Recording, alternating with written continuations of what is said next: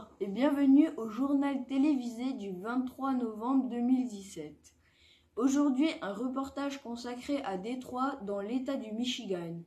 Cette ville du nord-est des États-Unis était jusque dans les années 60 la capitale mondiale de l'automobile et l'une des villes les plus prospères des États-Unis.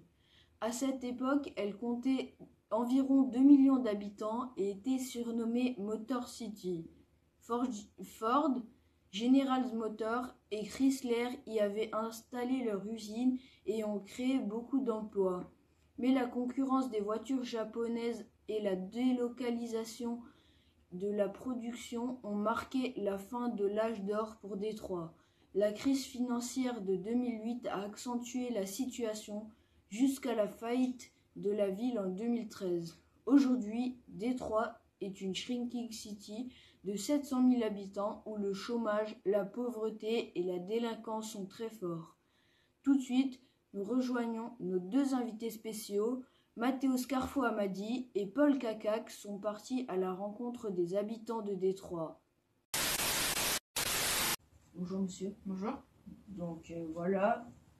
Depuis combien de temps habitez-vous ici? Ça fait 10 ans que j'habite à Détroit. Oui. Donc que pensez-vous de cette ville? La ville est quand même laissée à l'abandon. Parce que la dernière fois que j'ai voulu appeler la police, ils sont venus 1 heure après mon appel. Oui. Donc tout ça, c'est la faute de la ville, qui a plus de 15 milliards de dettes, et qui a divisé donc, le salaire de la police en deux. Et du coup, s'il y a moins de policiers, il y a forcément plus de délinquants. Et voilà. Et les emplois il y en a-t-il beaucoup dans ces villes? Non, à Détroit, vraiment, il n'y a plus beaucoup d'emplois. Il y a beaucoup de gens au chômage. En fait, il n'y a plus beaucoup de gens à Détroit. Donc, je vais pas dire qu'il y a beaucoup de chômage, mais la plupart des gens qui sont ici n'ont pas beaucoup de boulot. D'accord. Et ensuite, comment sont les maisons, les habitats? Les maisons, toutes, à Détroit sont vraiment laissées à l'abandon, délabrées,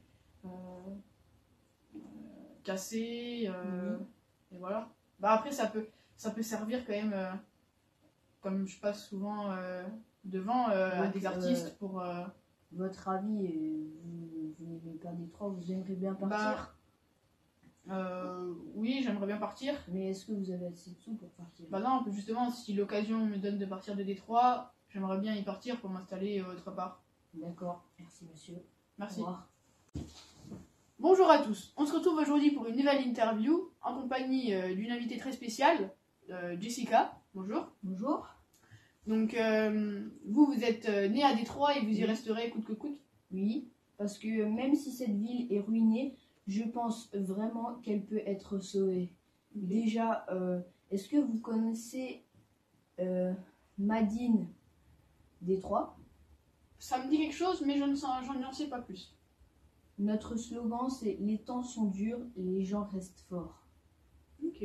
Donc, ça consiste que les habitants soient soudés entre eux. Okay. Donc, ils font de l'urban farming. Donc, l'urban farming, c'est en fait toutes les maisons ruinées, ils ont été rasées pour pouvoir faire des champs de culture et pouvoir faire du commerce et pouvoir avoir de la nourriture pour tous les habitants. D'accord.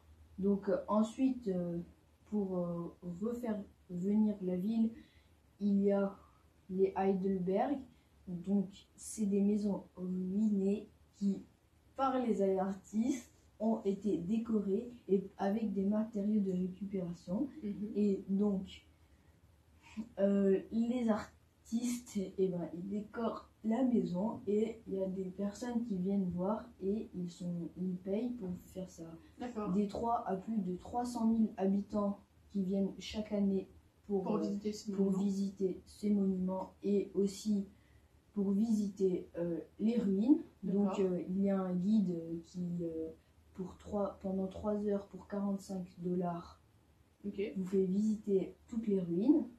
Donc les gens sont attirés par cela et aussi les bâtiments qui sont en ruine.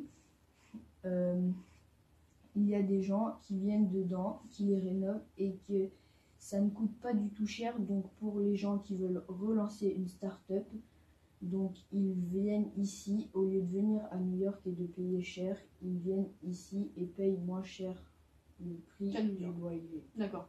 Donc excusez-la, hein, il n'y a plus de transport en commun ici à Détroit, donc elle a dû venir à pied, donc excusez-la si elle est essoufflée. Donc merci, je vous remercie pour cette interview. Merci Mathéo et Paul. Comme on peut le voir à travers ces témoignages, Détroit n'a pas baissé les bras. Les habitants sont solidaires, les projets sont nombreux et beaucoup de start-up se sont implantés dans les immeubles désaffectés, bénéficiant de conditions avantageuses. Merci, c'est la fin de ce journal.